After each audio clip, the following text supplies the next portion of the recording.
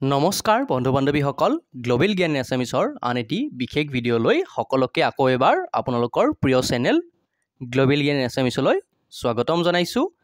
আজিৰ আমাৰ ভিডিঅ'টোৰ যি টপিক সেয়া হ'ব ইণ্ডিয়ান ইকনমি আৰু ইণ্ডিয়ান ইকনমিৰ ওপৰত আমি কেইবাটাও গুৰুত্বপূৰ্ণ প্ৰশ্ন ইতিমধ্যেই লৈ আনিছোঁ। ইয়াৰ আগতো আমি ইণ্ডিয়ান ইকনমিৰ ওপৰত ভিডিঅ' আনিছোঁ। যদিহে আপোনালোকে চোৱা নাই ডিছক্ৰিপশ্যন বাকচত এডিআৰিৰ প্লেলিষ্ট ইকনমি পলিটিৰ ওপৰত প্লেলিষ্ট আমি বনাই দিছোঁ, তাত গৈ আপোনালোকে চাব পাৰে। ভিডিঅ'টো খুব গুৰুত্বপূৰ্ণ হ'ব আৰু অসমৰ প্ৰতিটো কম্পিটিটিভ এক্সামৰ বাবে এই ভিডিঅ'টো যথেষ্ট গুৰুত্বপূৰ্ণ হ'ব। গতিকে আহক অকণো সময় নষ্ট নকৰি আজিৰ আমাৰ প্ৰথমটো প্ৰশ্ন লৈ লৈছোঁ। প্ৰথমটো প্ৰশ্নত আমাৰ আছে national planning committee. National planning committee, commission নহয়, জনাই আছোঁ। নেশ্যনেল প্লেনিং কমিটি NPC কেতিয়া গঠন কৰা হৈছিলে? নেশ্যনেল প্লেনিং কমিটিখন কেতিয়া গঠন কৰা হৈছিলে? ইয়াৰে আমাৰ শুদ্ধ উত্তৰটো হ'ব 1938।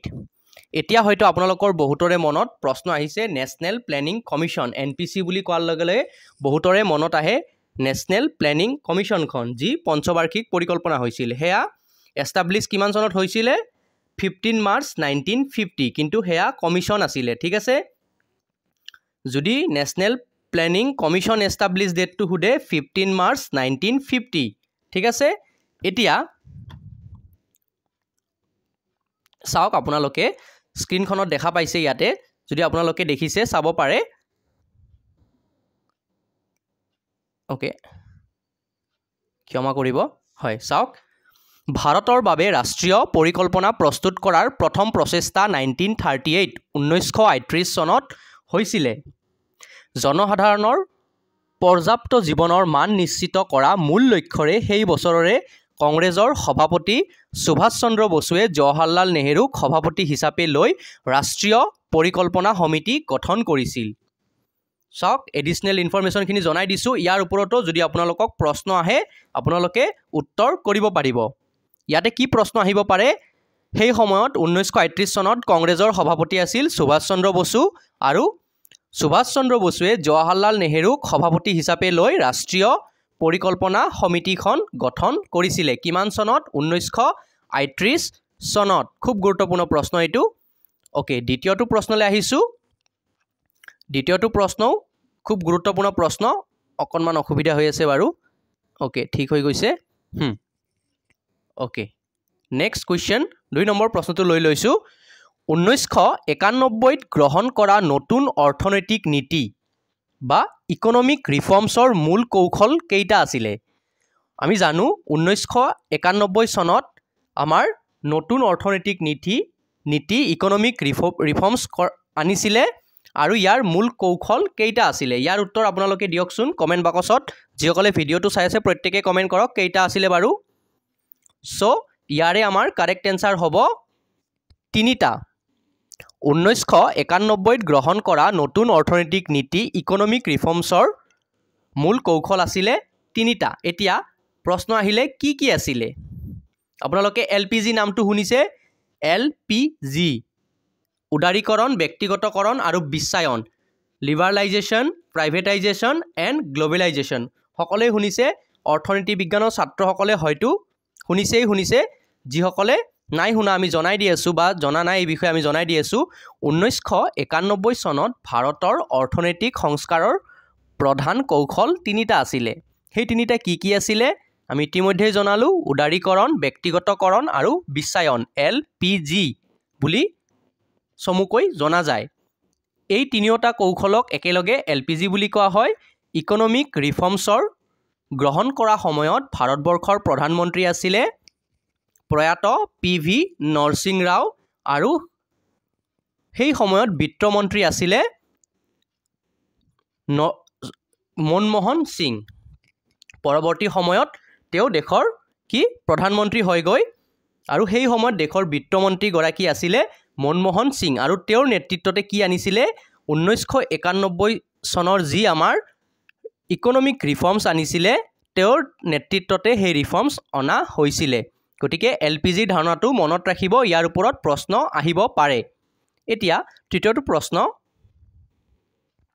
ৰাষ্ট্ৰীয় আয় নিৰ্ধাৰণ কৰা প্ৰথম অৰ্থনীতিবিদ কোন আছিলে ৰাষ্ট্ৰীয় আয় নিৰ্ধাৰণ কৰা প্ৰথম অৰ্থনীতিবিদজন আছিলে দাদাভাই নৌৰোজী ঠিক আছে ৰাষ্ট্ৰীয় আয় নিৰ্ধাৰণ কৰা প্ৰথম অৰ্থনীতিবিদ কোন আছিলে দাদাভাই নৌৰোজী কোনোবাই কমেন্ট কৰিছিলে ঠিক আছে বুলি মই বহুত বেছি কৈ থাকো হয়নে নহয় বাৰু জনাবচোন যদি আপোনালোকে আমনি পায় এটো বাৰু কমকে কবলৈ চেষ্টা কৰিম এটা যি কি নহওক তো কৈছিলে বাৰু ৰাষ্ট্ৰীয় আয় নিৰ্ধাৰণ কৰা প্ৰথম গৰাকী অৰ্থনীতিবিদ হ'ল দাদাভাই নৌৰোজী 1876 1876 চনত তেওঁ প্ৰথমবাৰৰ বাবে ৰাষ্ট্ৰীয় আয় নিৰ্ধাৰণ কৰিছিল কিন্তু বৈজ্ঞানিক ভিত্তিত ৰাষ্ট্ৰীয় আয় নিৰ্ধাৰণ কৰা প্ৰথম অৰ্থনীতিবিদ গৰাকী হ'ল বিজেন্দ্ৰ কস্তুৰী ৰং বাৰদৰাজ ৰাও ঠিক আছে নামটো মনত ৰাখিব বিজেন্দ্ৰ কস্তুৰী ৰং বাৰদৰাজ ৰাও গটিকে সমুকৈ মনত ৰাখিলেই হ'ল VK ৰাও ঠিক আছে VK ৰাও এটা ঠিক আছে তোৰ ইয়াত প্ৰয়োজন আছিলে বাবে আমি কৈছো আমি অতিৰিক্তকে কোনো এটা বস্তু নকও বাৰু হা ওকে 1931 চনত তেওঁ বৈজ্ঞানিক পদ্ধতিত ভাৰতৰ ৰাষ্ট্ৰীয় আয় নিৰ্ধাৰণ কৰিছিলে নেক্সট কোৱেশ্চন পৰৱৰ্তী প্ৰশ্নটোলৈ আহিছো আৰু যিসকলে আমাৰ চেনেলটো নিয়মীয়াকৈ চাই আছে তেওঁলোকক অশেষ ধন্যবাদ আৰু খুব গুৰুত্বপূৰ্ণ প্ৰশ্ন MCQ আপোনালোকৰ বাবে লৈ আনিছো PDF ইতিমধ্যে আমাৰ টেলিগ্ৰাম হোৱাটছআপ গ্ৰুপসমূহত শ্বেয়াৰ কৰি আছো সেই বিষয়ে আমি অকণমান পিছত জনাই আছো নেক্সট প্ৰশ্নটো আগতে লৈ লও বিশ্ব বেংকৰ নাম আপোনালোকে সকলোৱে শুনিছে বিশ্ব বেংকে দেশ এখনক উন্নত বা উন্নয়নশীল বুলি শ্ৰেণীভুক্ত কৰিবলৈ কি মাপকাঠি ব্যৱহাৰ কৰে বিশ্ব বেংকে দেশ এখনক আমি যে কও উন্নত দেশ বা উন্নয়নশীল দেশ শ্ৰেণীভুক্ত কৰিবলৈ কি মাপকাঠি ব্যৱহাৰ কৰে অপচনসমূহৰ ভিতৰত কওকচোন কক আপোনালোকৰ মতে শুদ্ধ উত্তৰটো কি হ'ব লাগে আমাৰ দেশৰ যি জনমূৰি আয় আছে হেয়া তেওঁলোকে মাপকাঠি হিচাপে ব্যৱহাৰ কৰে আমাৰ যি জনমূৰি আয় হেয়া তেওঁলোকে মাপকাঠি হিচাপে ব্যৱহাৰ কৰে বিশ্ব বেংকৰ মুখ্য কাৰ্যালয় ক'ত অৱস্থিত আমেৰিকাৰ ৱাশ্বিংটন ডিচিত অৱস্থিত আৰু বিশ্ব বেংকৰ বৰ্তমান CEO গৰাকী হৈছে অজয় বংগা ৱৰ্ল্ড বেংক ঠিক আছে এটো মনত ৰাখিব এইখিনি হা খুব ইম্পৰ্টেন্ট যদি আপোনালোকক প্ৰয়োজন হয় স্ক্ৰিনশ্বট লৈ ল'ব পাৰিব নেক্সট 5 নম্বৰ প্ৰশ্ন আপোনালোকে বহুতে এটো ওয়াৰ্ডটো শুনিছে হিন্দু ৰেট অফ গ্ৰোথ অৰ্থনীতি বিজ্ঞানৰ ছাত্ৰসকলে হয়তো এটো শব্দ শুনিছে আৰু বহুতৰ বাবে নতুন কিন্তু প্ৰশ্নটো খুব কমন প্ৰশ্ন এটো আৰু ম্যাক্সিমাম প্ৰশ্নত মানে পৰীক্ষাত এই প্ৰশ্নটো আহে হিন্দু ৰেট অফ গ্ৰোথ কথাষাৰ কোনে প্ৰথমে ব্যৱহাৰ কৰিছিল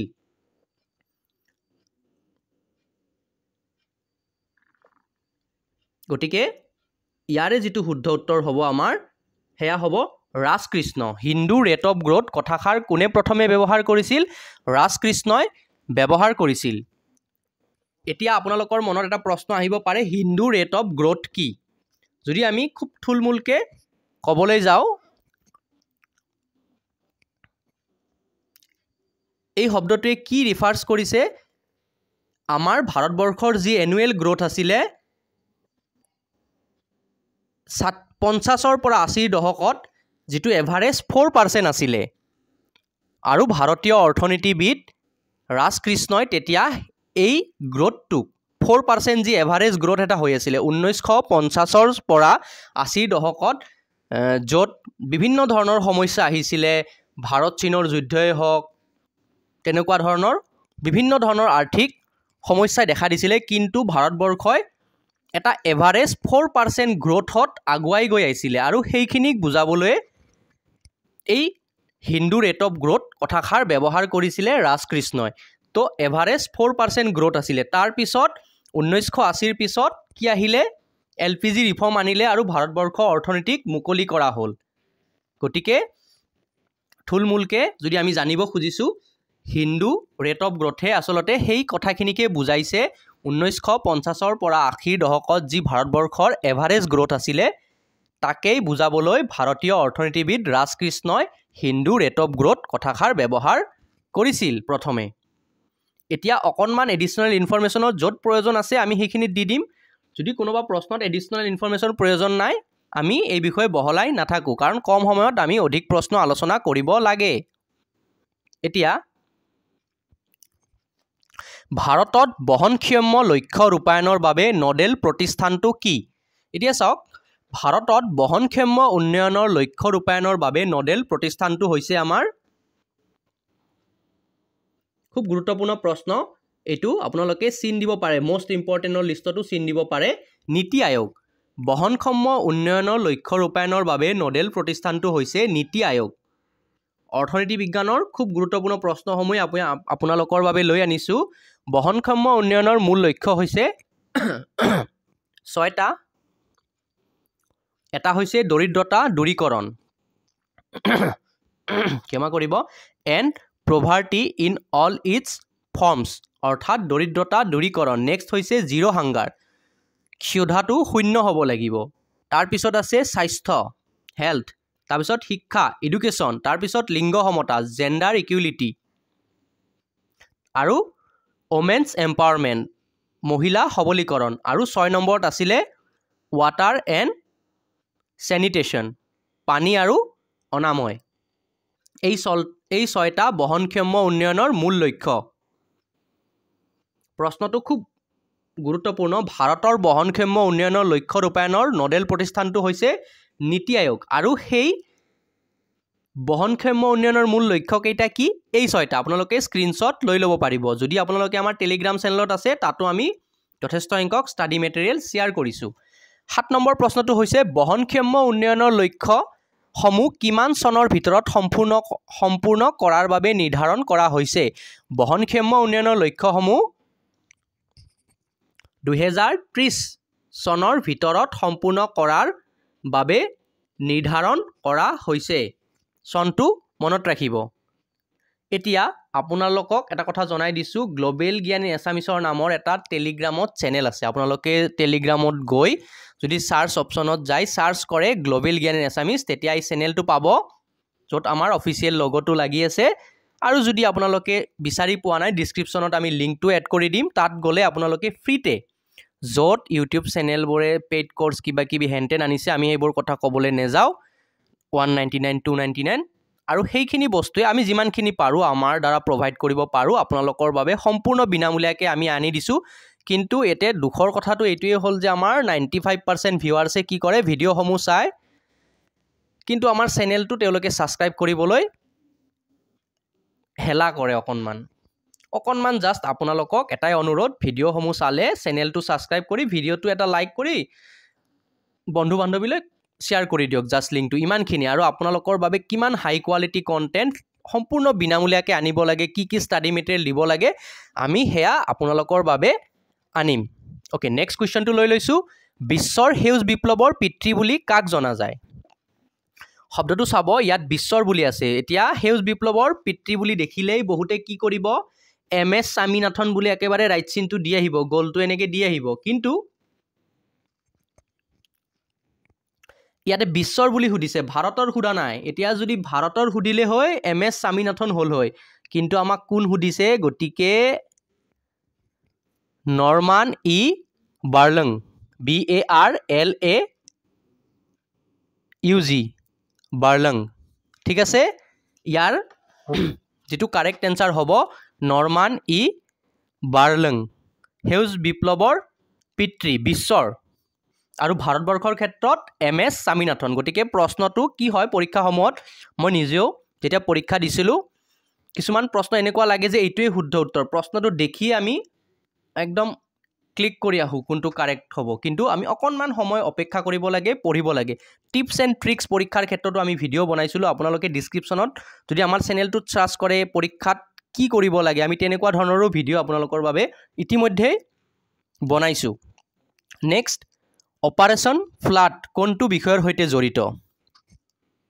কোনো কথা নাই, শুদ্ধ উত্তৰটো হ'ব মিল্ক প্ৰডাকশ্যন। অপাৰেশ্যন ফ্লাড বুলি দেখিলেই মিল্ক প্ৰডাকশ্যন ঠিক আছে এইটো বিষয়ে চাই লওক এইখিনি ভাৰতবৰ্ষত গাখীৰ উৎপাদনত স্বনিৰ্ভৰশীল কৰি তুলিবলৈ 1970 চনত ভাৰতবৰ্ষত শ্বেত বিপ্লৱ অৰ্থাৎ হোৱাইট ৰিভলিউশ্যন বুলিও জনাজাত অপাৰেশ্যন ফ্লাড আৰম্ভ কৰিছিল কোনে কৰিছিল ভাৰ্গিছ কুৰিয়েন ডক্টৰ ভাৰ্গিছ কুৰিয়েন ভাৰতত দ্য হোৱাইট ৰিভলিউশ্যনৰ পিতৃ হিচাপেও তেওঁ পৰিচিত শ্বেত বিপ্লৱৰ লগত গাখীৰ উৎপাদনৰ তীব্ৰ বৃদ্ধিৰ সম্পৰ্ক আছে 1998 চনৰ পৰা বৰ্তমানলৈকে গাখীৰ উৎপাদনৰ ক্ষেত্ৰত বিশ্বৰ ভিতৰত ভাৰতৰ স্থান 1 নম্বৰ next question Kisan credit card KCC আপোনালোকে নাম সকলোৱে শুনিছে যিসকল কৃষক বন্ধুৱে চাই আছে বা তেওঁলোকৰ পিতৃ কৃষক তেওঁলোকে এই বিষয়ে জ্ঞাত KCC আঁচনি কেতিয়া আৰম্ভ কৰা হৈছিল গতিকে তেওঁলোকে ইয়াৰ শুদ্ধ উত্তৰটো দিয়ক 1998 চনত কিষাণ ক্ৰেডিট কাৰ্ড আঁচনি কেতিয়া আৰম্ভ কৰা হৈছিল 1998 চনত নেক্সট কুৱেশ্যনটো লৈ লৈছোঁ তাৰ আগতে আপোনালোকে চাই লওক কৃষকসকলৰ হ্ৰস্বম্যাদী আনুষ্ঠানিক ঋণ প্ৰদানৰ লক্ষ্যৰে 1998 চনত কিষাণ ক্ৰেডিট কাৰ্ড আঁচনি আৰম্ভ কৰা হৈছিল RV গুপ্তা কমিটিৰ পৰামৰ্শ অনুসৰি নাবাৰ্ডৰ নাম শুনিছে আপোনালোকে national bank for agriculture and rural development এই প্ৰশ্নটো কেতিয়া আহিছিল জানে ক্লাছ 10ৰ মেট্ৰিকত আহিছিলে মোৰ নাবাৰ্ডৰ ফুল ফৰ্মটো মই আইডিয়াকে লিখিছিলোঁ তেতিয়া national bank for agriculture and rural development 2013 চনৰ কথা এইটো উদ্যোগত KCC আঁচনি প্ৰস্তুত কৰা হৈছিলে না নাবাৰ্ডৰ মুখ্য কাৰ্যালয় ক'ত আছিলে এনেকুৱা ধৰণৰ এটা প্ৰশ্ন আহিছিলে নাবাৰ্ড ৰিলেটেড আৰু আপোনালোকে অসমৰ কোনখন ডিষ্ট্ৰিক্টৰ পৰা আমাৰ ভিডিঅ'সমূহ চাই আছে সেয়াও জনাওক আমি অকণমান দীঘলীয়া কৰিছোঁ কি ভিডিঅ'টোত এডিশ্যনেল ইনফৰমেশ্যন কিছুমান এড কৰি দিছোঁ আৰু এই ভিডিঅ'টোৰ ক্ষেত্ৰত এডিশ্যনেল ইনফৰমেশ্যনখিনি জৰুৰী আছিল সেইবাবে আমি দিছোঁ অতিৰিক্তকৈ আমি একো ইনফৰমেশ্যন দিয়া নাই টপিক ৰিলেটেডহে আমি আলোচনা কৰি আছোঁ ইয়াতে থুলমূলকৈ যদি আমি 20টা 30টা আলোচনা কৰি আছোঁ কিন্তু এভাৰেজ হিচাপে চালে আমি 50-60টামান প্ৰশ্ন ইতিমধ্যে আলোচনা কৰিছোঁ এটা প্ৰশ্নৰ ভিতৰতে কেইবাটাও প্ৰশ্ন ওলায় এতিয়া 11 নম্বৰ প্ৰশ্ন ভাৰতত কেতিয়াৰ পৰা লিংগ বাজেট প্ৰস্তুত কৰা হৈছিলে লিংগ বাজেট প্ৰস্তুত কৰা হৈছিলে কিমান চনৰ পৰা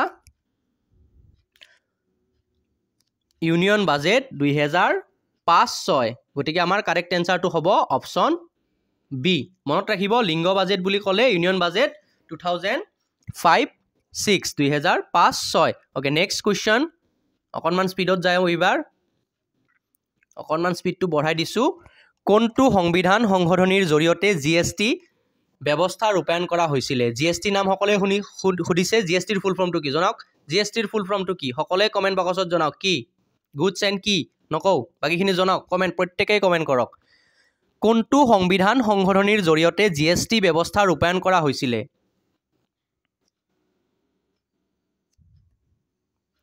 101 নং সংশোধনী 101 এমেণ্ডমেণ্ট ঠিক আছে 101 নং সংশোধনী কোনটো সংবিধান সংশোধনীৰ জৰিয়তে GST ৰূপায়ণ কৰা হৈছিল 101 নং সংশোধনী নেক্সট কুৱেশ্যন এতিয়া GSTৰ ওপৰত 2017 চনৰ 19 মাৰ্চত GST আইন সংসদত গৃহীত হৈছিল এই আইনখন 2017 চনৰ 1 জুলাইৰ পৰা কাৰ্যকৰী হৈছিল অৰ্থাৎ সামগ্ৰী আৰু সেৱাৰ যোগানৰ ওপৰত সামগ্ৰী আৰু সেৱা কৰ GST আৰোপ কৰা হয় এতিয়া জনধন যোজনাৰ কথা সকলোৱে শুনিছে 13 নম্বৰ প্ৰশ্নটো চাওক চৰকাৰী আঁচনিৰ ওপৰত গভৰ্ণমেণ্ট এক্সামত প্ৰশ্ন আহিবই আহিব এইটো লিখি ৰাখক এবাৰ যে APSC হল আপোনালোকে তাতে দেখিছে গভৰ্ণমেণ্ট আঁচনি অসম চৰকাৰৰ আঁচনিৰ কথা আছে আৰু এইবাৰ যে ADRE সমূহ অনুষ্ঠিত হ'ব তাতো চৰকাৰী আঁচনিৰ ওপৰত প্ৰশ্ন থাকিবই থাকিব এনেকুৱা ধৰণৰ প্ৰশ্ন থাকিবই আমি তেনেকুৱাই প্ৰশ্ন লৈছোঁ ভিডিঅ'টোত কোনজন প্ৰধানমন্ত্ৰীয়ে জনধন যোজনাৰ আৰম্ভণি কৰিছিল ইয়াৰ উত্তৰটো কি সকলোৱে দিয়ক জানে ইয়াৰ উত্তৰটো সকলোৱে কোনজন প্ৰধানমন্ত্ৰীয়ে জনধন যোজনাৰ আৰম্ভণি কৰিছিল নৰেন্দ্ৰ মোদী এতিয়া 2000 টকীয়া নোটত কেইটা ভাষা ছপা কৰা আছে এতিয়া চাওক বহুদিন হ'ল 2000 টকীয়া নোটখনে দেখা নাই আপোনালোকৰ তাত আছে নেকি এতিয়া 2000 টকীয়া নোটখন এতিয়া মাৰ্কেটত নচলে 500 1000 যেনেকৈ বন্ধ হ'ল 2000ও এতিয়া বন্ধই হৈছে এতিয়া 2000 টকীয়া নোটত কেইটা ভাষা ছপা কৰা আছে কওকচোন কক 500 টকীয়া ক'লে মানি বেগৰ পৰা পটাককৈ উলিয়াই এনসাৰটো দিব পাৰিলে হয় এতিয়া শুদ্ধ উত্তৰটো হ'ব 18 ঠিক আছে 18 ঠিক আছে 2000 টকীয়া নোটত কেইটা ভাষা ছপা কৰা আছে 14 নম্বৰ প্ৰশ্নৰ আমাৰ শুদ্ধ উত্তৰটো হ'ব 18টা নেক্সট কুৱেশ্যন 15 নম্বৰ প্ৰশ্ন কোন চনত খাদ্য সুৰক্ষা আৰু মানদণ্ড আইন ভাৰতত বলবৎ কৰা হৈছিল 2006 চনত খুব গুৰুত্বপূৰ্ণ প্ৰশ্ন 2006 চনত কোন চনত খাদ্য সুৰক্ষা মানদণ্ড আইন ভাৰতত বলবৎ কৰা হৈছিল 2006 চনত নেক্সট কুৱেশ্যন মিনিষ্ট্ৰী অফ ফাইনেন্সৰ অধীনত মুঠ কিমানটা দপ্তৰ আছে মিনিষ্ট্ৰী অফ ফাইনেন্সৰ অধীনত মুঠ 6টা দপ্তৰ আছে ঠিক আছে মিনিষ্ট্ৰী অফ ফাইনেন্সৰ অধীনত মুঠ কেইটা দপ্তৰ আছে 6টা কি দপ্তৰ department of economic affairs department of expenditure department of financial services department of investment and public asset management department of public enterprises department of revenue আৰু বৰ্তমানলৈকে ভাৰতবৰ্ষৰ যি ফাইনেন্স মিনিষ্টাৰ সেয়া হ'ল নিৰ্মলা সীতাৰমণ সকলোৱে জানে ইয়াৰ উত্তৰটো 17 নম্বৰ প্ৰশ্ন ভাৰতৰ পঞ্চবাৰ্ষিক পৰিকল্পনা ধাৰণাটো কোনখন দেশৰ আৰ্হিমতে লোৱা হৈছিল ভাৰতবৰ্ষৰ যি 5 ইয়াৰ্ছ প্লেন পঞ্চবাৰ্ষিক পৰিকল্পনা ধাৰণাটো কোনখন দেশৰ আৰ্হিমতে লোৱা হৈছিল সেয়া হৈছে আমাৰ মিত্ৰ ৰাষ্ট্ৰ তেতিয়া আছিল USSR এতিয়া USSR ভাঙি ৰাছিয়া হ'লগৈ যি কি নহওক ভাৰতৰ পঞ্চবাৰ্ষিক পৰিকল্পনা ধাৰণাটো কোনখন দেশৰ আৰ্হিমতে লোৱা হৈছিল USSR নেক্সট কুৱেশ্যন 5 বছৰীয়া পৰিকল্পনা USSRৰ the union of Soviet socialist republics the USSRৰ ফুল ফৰ্মটো আপোনালোকে শুনি লওক the union of Soviet socialist Republics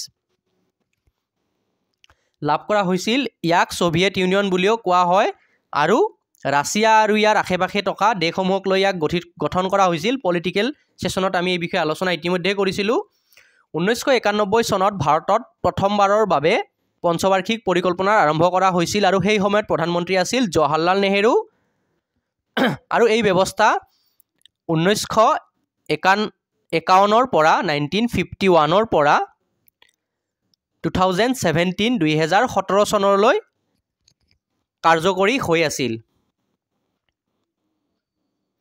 তাৰ পিছত পঞ্চবাৰ্ষিক পৰিকল্পনা হ'লগৈ নীতি আয়োগ ঠিক আছে নীতি আয়োগ ফুল ফৰ্ম কি national institute for transforming India কওকচোন কক নীতি আয়োগৰ ফুল ফৰ্মটো যদি মোৰ ভুল হৈছে কমেণ্ট বক্সত জনাই দিয়ক কি হ'ব ইয়াৰ শুদ্ধ উত্তৰটো কোনগৰাকী নেক্সট প্ৰশ্ন লৈছোঁ 18 নম্বৰ প্ৰশ্ন কোনগৰাকী বিত্তমন্ত্ৰীয়ে ভাৰতত সেৱা কৰৰ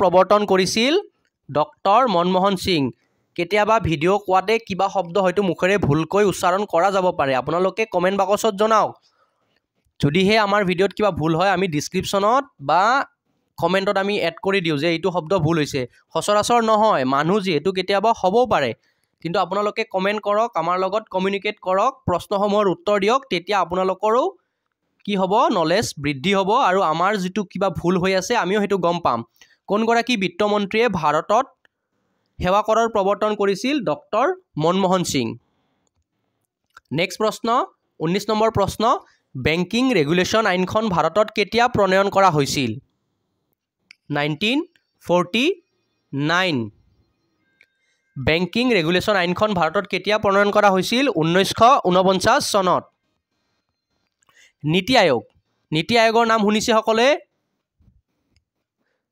national institute for transforming India কেতিয়া গঠন কৰা হৈছিলে 1 জানুৱাৰী 2015